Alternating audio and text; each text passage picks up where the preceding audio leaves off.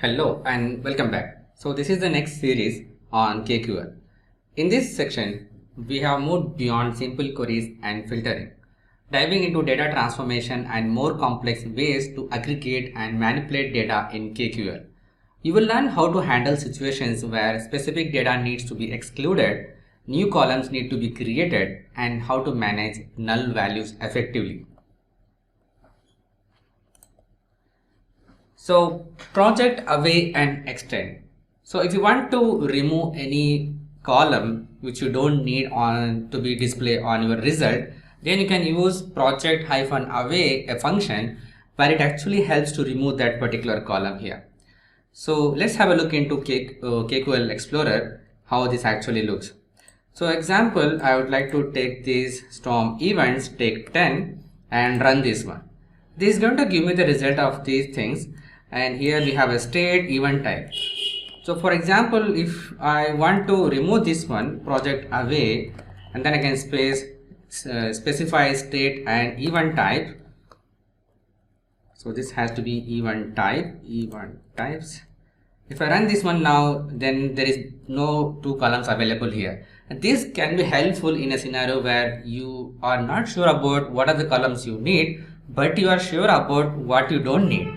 In that case, you can specify those columns and then remove those. And the next one, which we have it here as a as a kind of extend, which actually helps to create a calculated columns on that one. So here is an example of that. So let's create this one. I can just type extend. This actually helps to create a new column into your query here. I can specify the name manually in my own terms. I'm just giving here new column. And here this time I would like to call this damage property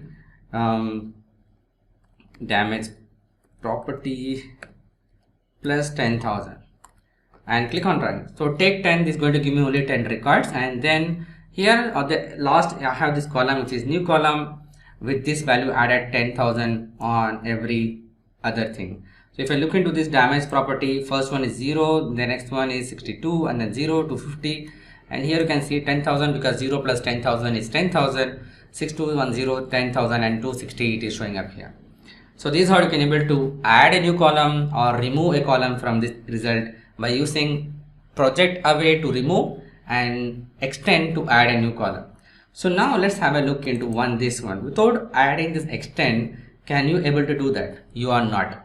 So you need to use any of the functions like the summarize functions or any of the thing. Then only you can able to create a further new property column here. So without that, you just need to specify the extend here. This is how it will work.